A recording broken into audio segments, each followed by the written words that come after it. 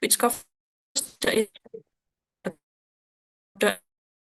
abdominal cavity, except for the peritoneum is called peritoneum visceralis, which cover each of the organs in the visceral abdomen, and once again without the red or without the kidneys. Oke, sekarang kita akan membahas gambaran umum untuk kavum abdomen, terutama yang kita bahas di sini adalah hewan ruminansia, karena kadaver kita menggunakan kambing. Untuk yang kita lihat dari sisi Dexter, kita dapat melihat bahwa kavum abdomen itu akan dikuasai oleh keberadaan dari usus. Sementara kalau kita lihat dari sisi sinister, kita dapat melihat bahwa keseluruhan dari kavum abdomen akan didominasi oleh lambung pertama, yaitu rumen. Kemudian yang membatasi antara kavum abdomen dengan kavum toraks yang dapat dilihat di kranial ini ada suatu struktur yang disebut sebagai diafragma. Okay, so this is the overall view of the abdominal cavity. If we look at it from the Dexter, we can see that the abdominal cavity, it is filled with the intestine. But if we look at it from the sinister side, we can see that the entirety of the abdominal cavity is filled with the first stomach, which is the rumen.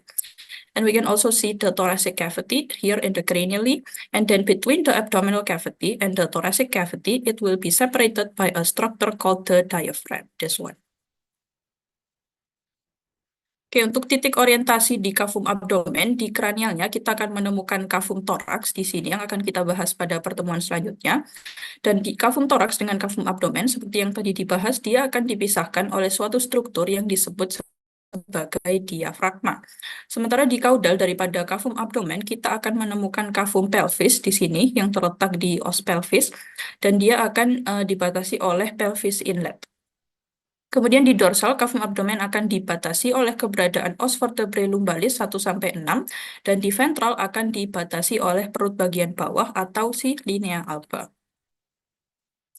Oke, sekarang kita akan membahas muskulus yang ada di dorsal daripada kavum abdomen. Jadi untuk muskulusnya itu ada dua pasang, ada sepasang dua muskulus.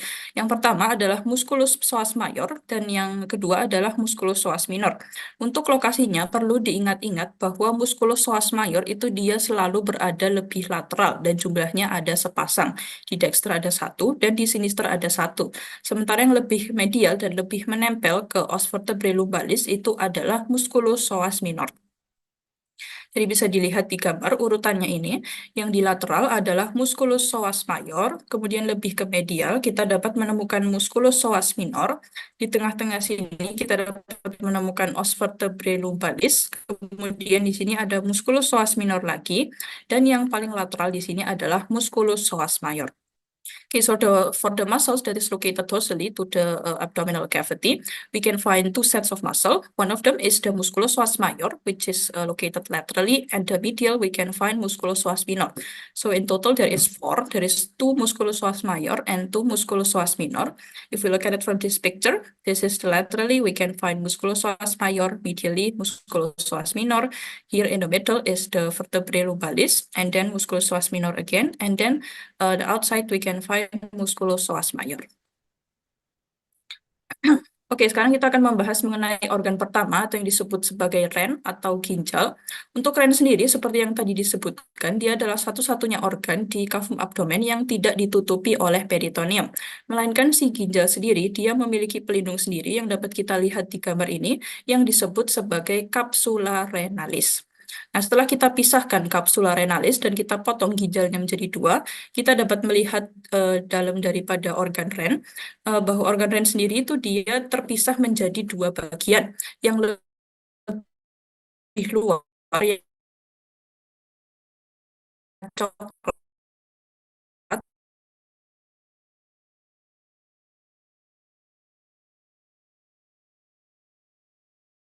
korteks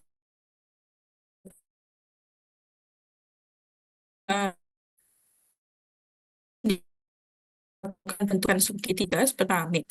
Nah, fungsi dari ginjal sendiri dia adalah untuk menfiltrasi darah sehingga dan juga untuk memproduksi urin dari darah yang telah difiltrasi.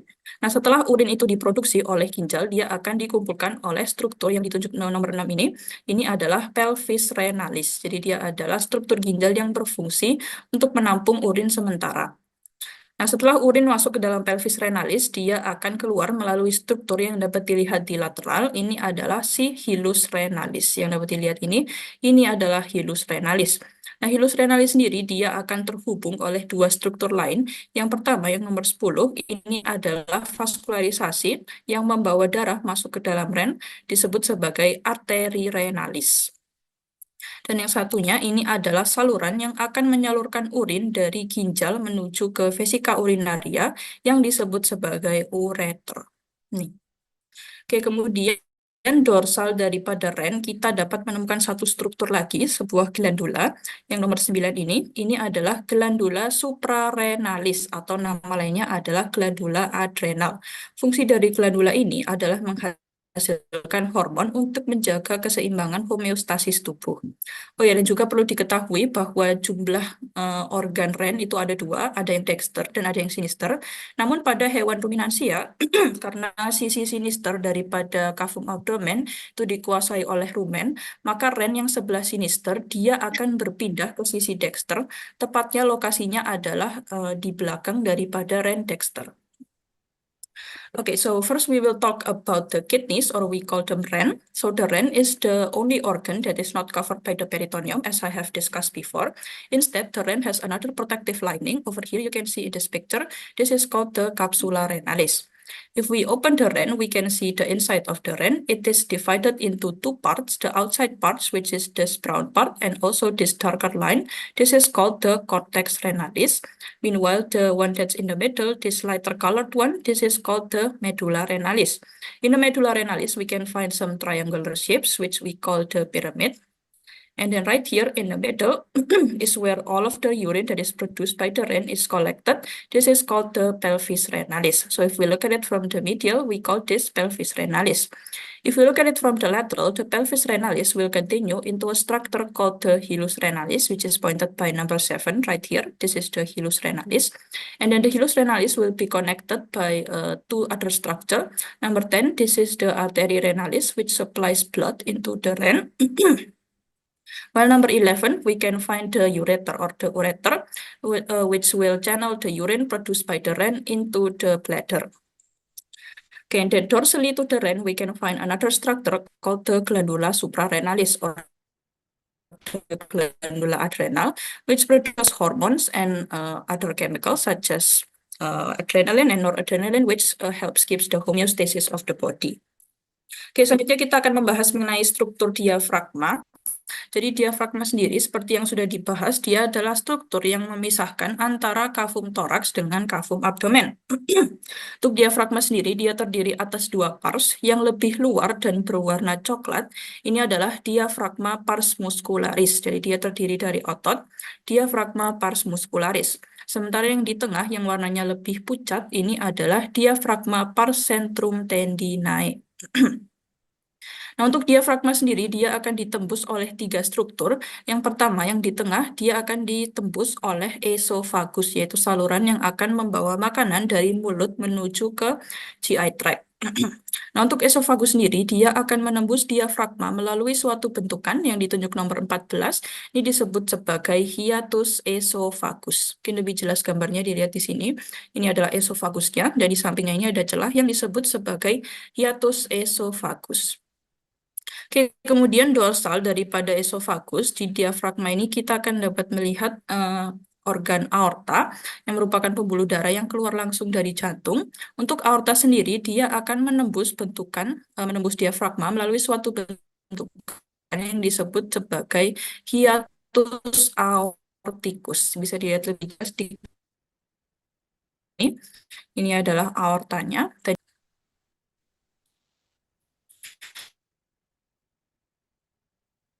Kemudian di ventral dari adanya yang disebut sebagai foramen vena cava caudalis yang lewat melalui foramen vena cava caudalis. Oke, dan diafragma sendiri dia akan divaskularisasi yang dapat dilihat di sini oleh arteri vena phrenicus. Nih, arteri vena phrenicus. Okay, so the next structure that we're going to talk about is the diaphragm, which separates the thoracic cavity with the abdominal cavity. The diaphragm is divided into two.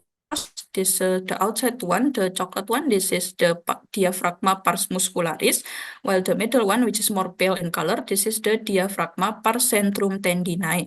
And then the diaphragm, it will be passed by three structures. The first one in the middle here, we can see this is the esophagus, which passes through the diaphragm. The esophagus will pass the vagus, which we can see in this vagus. And then dorsally, we can find the aorta. The aorta passes through the diaphragm structure called the hiatus aorticus over here. And then ventrally to the esophagus, we can find the vena cava caudalis, which passes through a structure called foramen vena cava caudalis over here. And then finally, the diaphragm, it will be vascularized by the artery and vein called artery vena phrenicus, which you can see clearly here. This is the artery vena phrenicus. Okay, next we will talk about the first stomach, which is the rumen. This is the largest of the stomach of the ruminants, and it will cover the entirety of the sinister side. Oke, untuk rumen sendiri, dia akan dibagi menjadi beberapa kantong atau sakus yang terletak di dorsal disebut sebagai sakus ruminis dorsalis, yang di ventral disebut sebagai sakus ruminis ventralis. Dan di kaudal akan membentuk beberapa kantong buntu yang di ventral disebut sebagai sakus secus caudoventral dan yang di dorsal disebut sebagai sakus secus caudodorsal. Oke, selain 4 kantong tersebut di rumen juga akan terbentuk beberapa sulcus. Yang kita lihat di sini ini adalah sulcus longitudinal. Sulcus longitudinal dapat ditemukan baik di sinister maupun di dexter, dan namanya juga menyesuaikan karena ini kita lihat dari sisi sinister, maka nama sulcusnya adalah sulcus longitudinal sinister. Kalau pada gambar ini adalah tampak rumen dari dexter, kita dapat menemukan sulcus longitudinal dexter.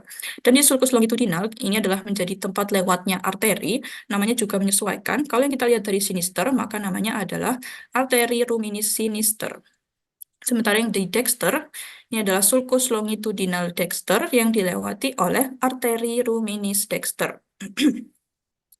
Oke, kemudian di antara sakus secus caudodorsal dengan sakus secus caudoventral, kita dapat menemukan sulcus lagi yang nomor 8. Ini adalah sulcus transversus. Oke, kemudian jika kita buka organ daripada rumen, kita dapat menemukan mukosanya yang bentuknya seperti handuk. Ini disebut sebagai pilae ruminis. Mukosa daripada rumen disebut sebagai pilae ruminis. Dan kemudian di dorsal daripada rumen kita dapat menemukan organ limfatik yang nomor 22. Ini disebut sebagai lien. Jadi perlu diingat lokasinya ada di dorsal daripada rumen. Okay, and then we will discuss about the rumen, which is the first stomach of the ruminants. The rumen consists of a couple sac or saccus. The dorsal one is called saccus ruminis dorsalis, while the ventral one is called saccus ruminis ventralis. And then caudally, it will form a blind sac in here. This is the caudoventral, so this is called saccus secus caudoventral. Meanwhile, dorsally, this is the saccus secus caudodorsal. Also in the rumen, we can find a couple groove or sulcus. Here, because we look at this from the sinister, we can see this is called the sulcus longitudinal sinister. And sulcus longitudinal sinister, it will be passed through by an artery called artery ruminis sinister. In this picture, this is the rumen from the dexter, so we can find sulcus longitudinal dexter, and the artery is called artery ruminis dexter. And then we can find another groove located between the saccus secus caudodorsal and the saccus secus caudoventral. This is called the sulcus transversus. Okay, if we open the rumen, we can find the mucosa of the rumen, which shapes sort of like a towel. This is called the pilae ruminis. And then we can find another organ which is attached dorsally to the rumen over here. This is the lien, or you may have known it as the spleen. Okay, this is a more schematic view of the rumen. This is saccus ruminis dorsalis, saccus ruminis ventralis, saccus secus caudodorsal, dan saccus secus caudoventral. Oke, ini merupakan gambaran untuk lambung ruminansia. Jadi setelah di rumen, lambung selanjutnya adalah retikulum omasum dan abomasum. Seperti bisa dilihat, kalau kita lihat dari sisi sinister, itu kita hanya bisa melihat secara jelas keberadaan daripada rumen dan empat sakusnya yang sudah kita bahas tadi. Sementara jika kita lihat dari sisi Dexter, kita dapat melihat keberadaan dari lambung-lambung lain, yaitu retikulum, omasum, dan abomasum. Untuk retikulum, dia lokasinya lebih kranial, ya sedikit keberadaan dari retikulum. Kemudian yang selanjutnya itu ada omasum, maaf. Dan yang lambung keempat atau lambung sejati ini adalah abomasum. Oke, kemudian jika kita buka retikulum, omasum, dan abomasum, kita dapat menemukan mukosanya. Pada retikulum dapat kita lihat bahwa mukosanya itu bentuknya seperti sarang lebah yang disebut sebagai cellulae reticuli.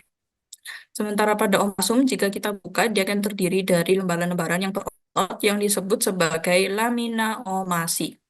Sementara untuk abomasum, jika kita buka, mukosanya akan terlihat seperti kain yang disebut sebagai plikai abomasi. Oh ya, dan di retikulum kita dapat melihat vaskularisasinya yang disebut sebagai arteri reticularis. Okay, so after the rumen, we will discuss the other stomach of the ruminants. Here we are looking at it from the dexter, because if we look at it from the sinister, we can only see the rumen. So the second stomach is called the reticulum, and if we open the reticulum, we can see the mucosa. This is called the cellulae reticuli. We can also find the artery that supplies the reticulum, called artery reticularis. The next stomach is the the omasum. And if we open the omasum, we can see the mucosa here. It's shaped like muscular sheets. This is called the lamina omasi. And then finally, the final stomach or the true stomach, this is called the abomasum. And if we open the abomasum, we can see that the mucosa is shaped like some sort of fabric. This is called the plicae abomasi. Then after the abomasum, the food will continue into the duodenum. Oke, mungkin keberadaan daripada omasum dan abomasum itu akan membentuk suatu kurvatura. Ada kurvatura minor yang berwarna biru dan kurvatura mayor yang warnanya merah ini. Kurvatura minor dia terbentuk antara omasum dan abomasum, sementara yang kurvatura mayor ini terbentuk dari sisi luarnya daripada abomasum. Oke, kemudian di kurvatura minor dan di kurvatura mayor, kita dapat menemukan vaskularisasi untuk organ omasum dan abomasum. Prinsipnya adalah yang di sinister, yang namanya sinister itu selalu terletak lebih kranial, sementara yang dexter itu letaknya lebih ke kaudal. Kita lihat dari gambar ini, yang disebut sebagai arteri.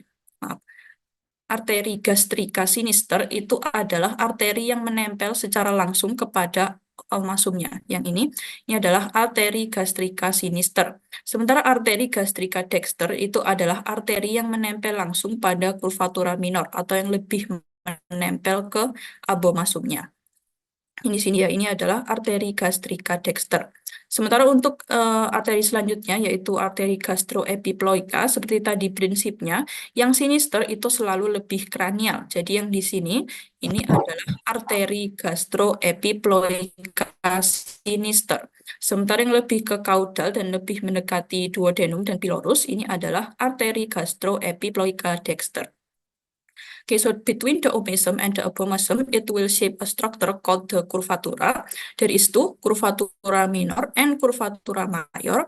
And in this curvature, we can find a couple artery. So the principle is that the sinister is located more cranially. For the artery gastrica sinister, it is the artery that attaches right away to the omasum over here. This is the artery gastrica sinister. Meanwhile, the artery that directly attached to the abomasum in the curvatura minor is called artery gastrica dexter. And then there's another artery called the gastroepiploica artery. The one that is located more cranially is called artery gastroepiploica sinister. Meanwhile, the artery that is located caudally near the pylorus and the duodenum is called artery gastroepiploica dexter. Oke, kemudian setelah keempat lambung itu, makanan akan berlanjut ke duodenum atau usus halus pertama. Kita lihat dari gambaran skematisnya terlebih dahulu. Yang nomor satu ini adalah abomasumnya. Setelah abomasum, sebelum masuk ke duodenum, akan terdapat suatu struktur penyempitan yang disebut sebagai pilorus. Ini adalah pilorus. Kemudian di duodenum kita dapat melihat adanya bentukan seperti S yang disebut sebagai ansa duodenalis. Oke, kemudian kalau kita berpindah ke gambar kadaver, ini adalah sisa-sisa dari abomasum. Kemudian di sini ada struktur yang menyempit sebelum masuk ke duodenum disebut sebagai pilorus dan kemudian akan dilanjutkan menjadi duodenum. Dan pada duodenum kita dapat menemukan bentukan seperti S yang disebut sebagai ansa duodenalis. Mungkin lebih jelas gambarnya di sini, ini adalah lekuan ansa duodenalis. Dan di dorsal daripada duodenum kita dapat menemukan organ lagi yang disebut sebagai pankreas. Pankreas itu ciri-cirinya dia bentuknya seperti cacahan daging dan di pankreas kita juga dapat menemukan arteri yang disebut sebagai arteri pankreatika. Okay, so after the stomach we will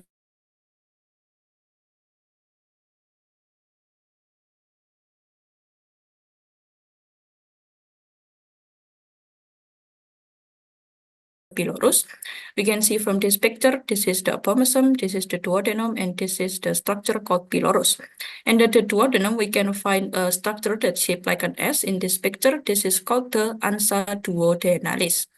And then dorsally to the duodenum, we can find the pancreas, which is shaped like some sort of mincemeat. And then also in the pancreas, we can find an artery called artery pancreatica.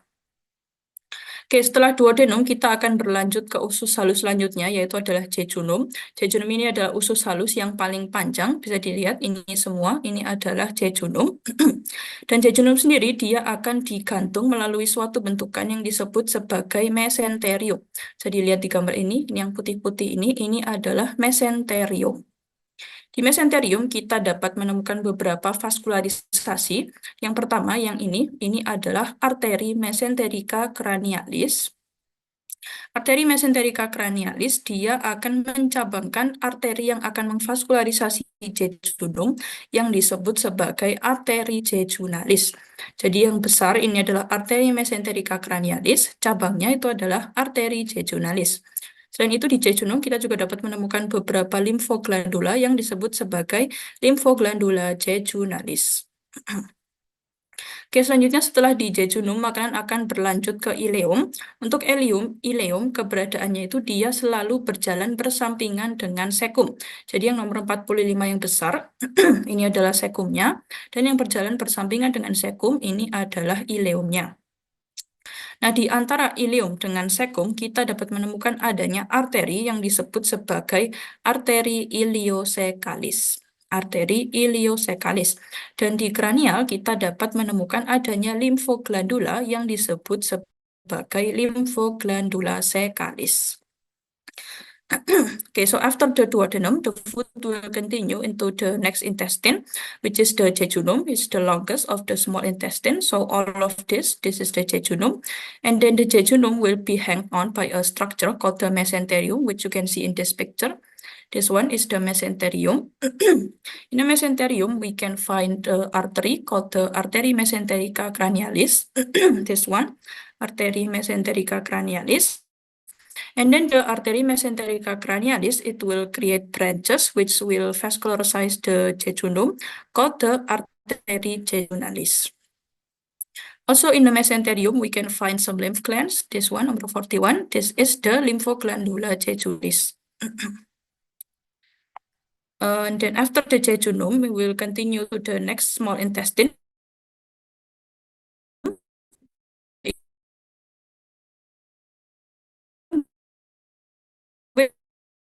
The secum. So this one number 4 in the ileum and the secum, we can find an artery called artery iliosecalis. And cranially, we can find another lymph gland called the lymphoglandula secalis. Oke, selanjutnya setelah sekum kita akan berlanjut menjadi kolon. Kolon ini jika pada ruminansia dapat dilihat strukturnya itu seperti obat nyamuk yang disebut sebagai Ansa spiralis coli. Ini dapat kita lihat dari sisi lateral. Kalau kita balikkan dan kita lihat dari sisi medial, di kolon ini kita dapat menemukan adanya vaskularisasi yang disebut sebagai arteri kolika, belakangnya A, dan limfoglandula yang disebut sebagai limfoglandula koliki. Jadi jangan sampai kebalik, yang arterinya arteri kolika, limfoglandulanya limfoglandula koliki. So the next intestine is the colon, which in the ruminants we can see this spiral-like shape, which we call ansa spiralis coli. We can look at this from the lateral side. If we flip the intestine and we look at it from the medial side, we can see some artery, which is called artery colica, and the lymph gland, which is called lymphoglandula colici.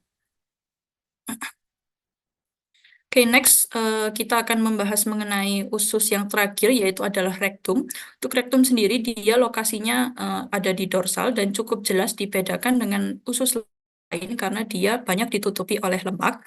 Ini adalah rektum. Dan rektum sendiri kita dapat menemukan adanya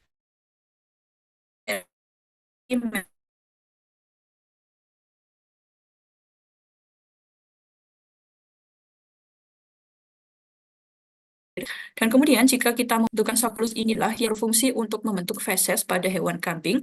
Nah, itulah alasannya kenapa feses dari kambing sendiri itu bentuknya bulat-bulat. Oke, sekarang kita membahas vaskularisasi. Tadi setelah di diafragma kita dapat melihat aorta yang menembus. Jadi aorta setelah menembus diafragma akan berubah nama menjadi aorta abdominalis. Aorta abdominalis itu akan bercabang, cabang yang lebih kranial yang nomor 57 ini disebut sebagai arteri celiaca. Dan arteri celiaca ini nanti akan mencabangkan arteri yang memvaskularisasi di daerah gaster, seperti rumen dan retikulum. Kemudian cabang yang lebih kaudal ini disebut sebagai arteri mesenterica cranialis, yang nanti akan mencabangkan arteri yang memvaskularisasi di daerah usus. Seperti yang tadi kita lihat, arteri mesenterica cranialis akan mencabangkan arteri jejunalis. Okay, the final intestine is the rectum. The rectum is located dorsally, and it is quite easy to differentiate from the other intestine because it is covered in fat. And then in the rectum, we can find an artery called artery mesenterica caudalis in this picture. And if we open the rectum, we can find a structure called the sacculus, which will help shape the feces of the goat and also rabbit. So their feces is like circular shape. Okay, and then for the vascularization, the aorta, which passes to the diaphragm, it will change name into aorta abdominalis.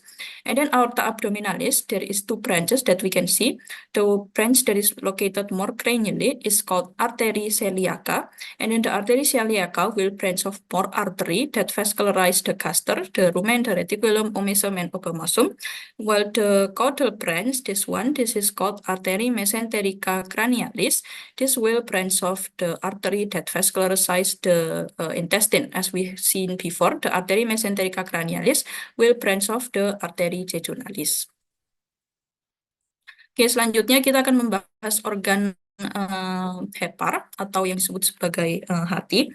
Untuk hepar sendiri, dia akan terdiri atas 4 lobus dan lobusnya ini dapat dilihat jelas dari medial. Yang paling kranial itu adalah lobus sinister yang di sini. Yang di kaudal ini adalah lobus dexter. Di antara lobus sinister dengan lobus dexter, kita dapat menemukan satu lobus yang disebut lobus quadratus. Sementara yang ada di dorsal dan lebih condong ke kaudal, ini disebut sebagai lobus caudatus. Dan juga untuk menandakan bahwa ini adalah sisi medial dari hepar, kita dapat menemukan keberadaan dari vesica velea. Kalau di preparat dia biasanya berwarna hijau. Oke, dan juga di medial hepar kita dapat menemukan beberapa ductus yang dapat dilihat di gambar ini.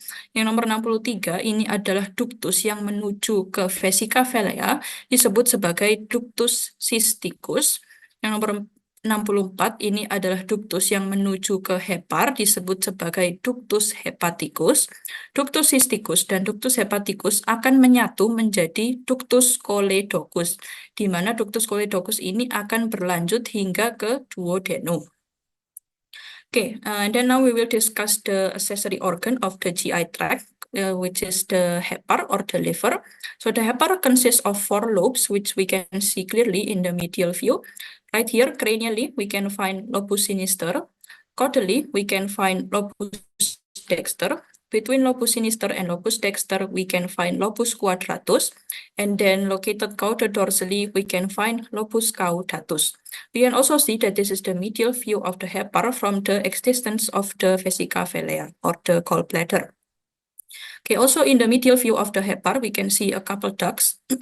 Number 63, this is the duct that is located into the vesica velea, called the ductus cysticus.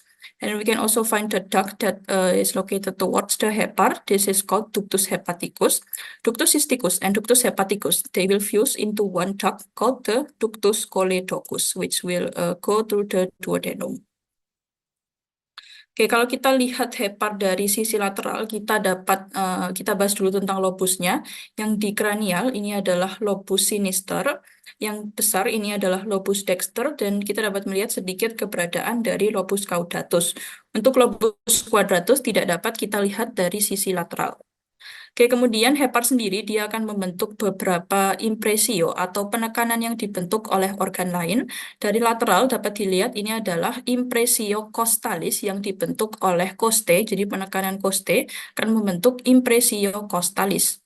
Di dorsal daripada hepar kita akan menemukan impresio yang dibentuk oleh vena cava caudalis disebut impresio vena cava caudalis. Di caudal, tepatnya di lobus caudatus, kita akan menemukan penekanan yang dibentuk oleh ren atau ginjal, disebut sebagai impresio renalis. Dan di medial, kita dapat menemukan penekanan yang dibentuk oleh lambung-lambung pada ruminansia, yang di sini, ini yang di ventral, ini yang di dorsal. Di dorsal, kita dapat menemukan impresio reticuli. Di kranial, kita dapat menemukan impresio abomasi. Dan di ventral kita dapat menemukan impresio omasi. Nanti di kadaver bisa kalian cocokkan ya impresionya dengan lambung-lambungnya. Dan kemudian di antara lobus sinister dengan lobus dexter terbentuk suatu visura tempat menempelnya ligamen yang disebut sebagai visura ligamentum teretis.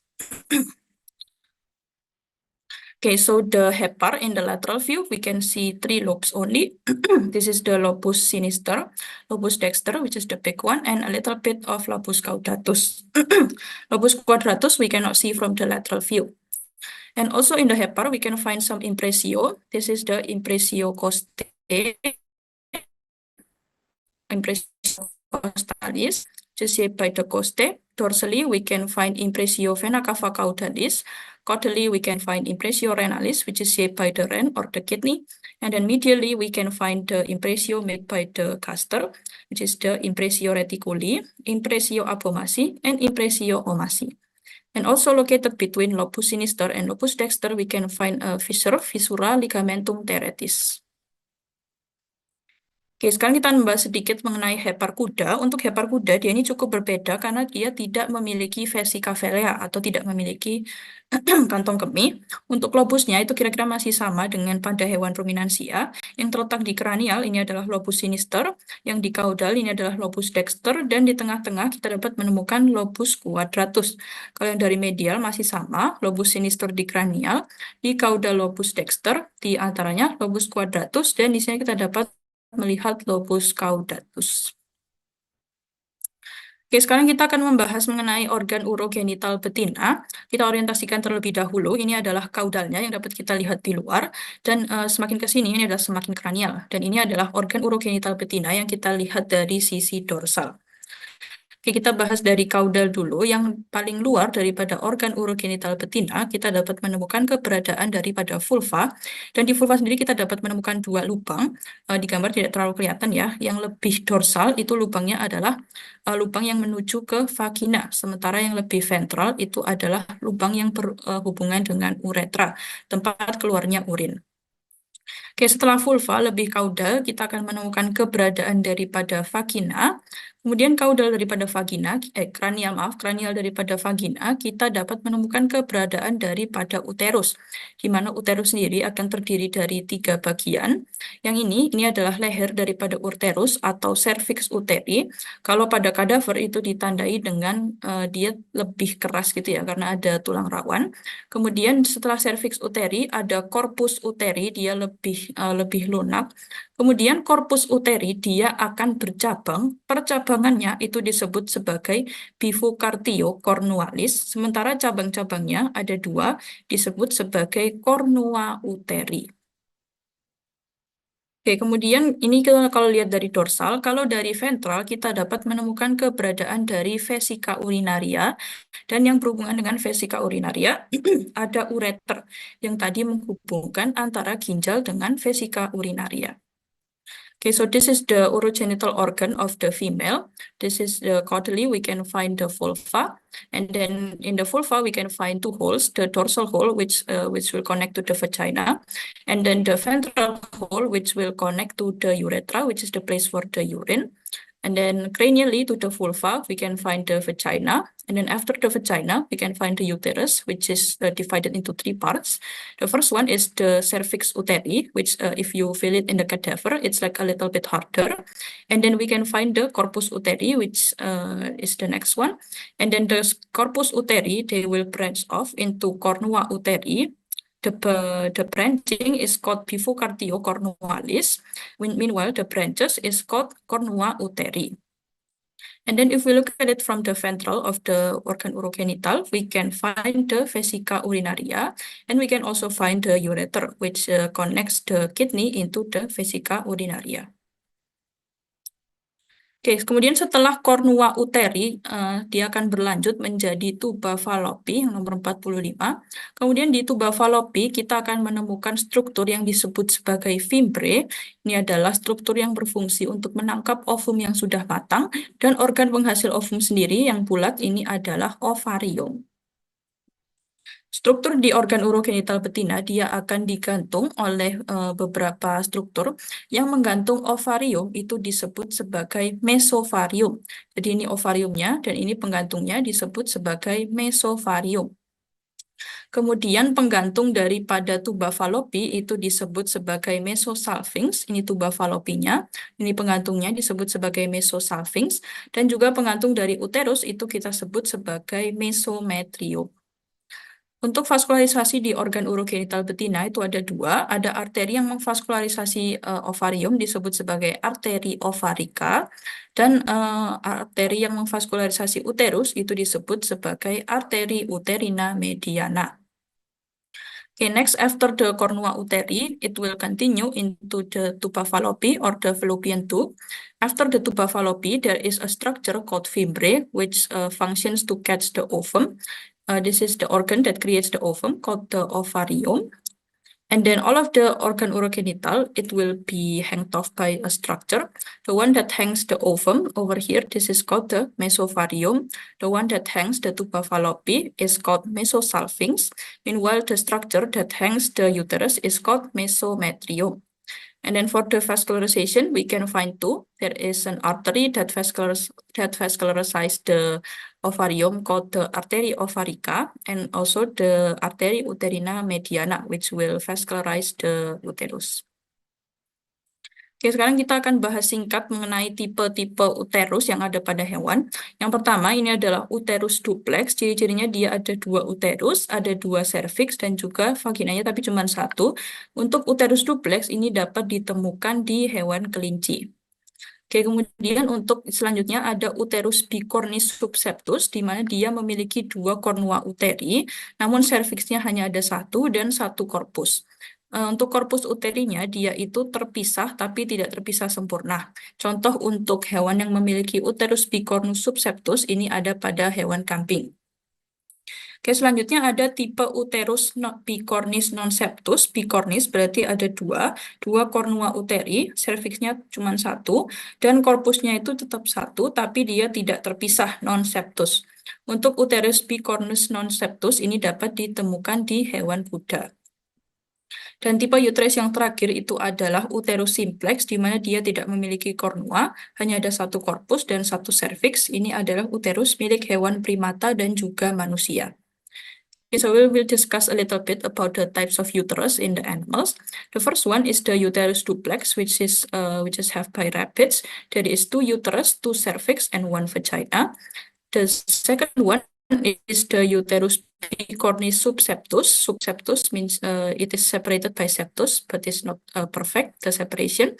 So it has two cornua uteri, one cervix, and one corpus uteri. The animal that has uterus bicornis subseptus, the example is the goat. And the next we can see the uterus bicornis non-septus. Bicornis means it has two cornua, and non-septus means the corpus uteri is not separated by a septum. You can see here the two cornua, one cervix and one corpus. The uterus bicornus non-septus, it is owned by the horse. And then finally, we can see the uterus simplex, which has no cornua, only one corpus and one cervix. And this is the uterus that we have, that we humans have, and also primates. Oke, mungkin cukup untuk penjelasan kali ini. Izin stop terlebih dahulu. Oke, mungkin kalau ada pertanyaan, teman-teman bisa menanyakan ke asdos masing-masing ketika tutor. Mungkin sekian dari praktikum kali ini, karena tadi kita awali dengan doa, maka kita juga tutup dengan doa. Berdoa menurut agama dan keyakinan masing-masing dimulai. Oke, berdoa dapat dilanjutkan di lain waktu. Terima kasih sudah menghadiri praktikum. Selamat siang dan boleh meninggalkan Zoom. Terima kasih, Kak. Jika Terima kasih, Kak. Kak. Terima kasih, Kak. Kak.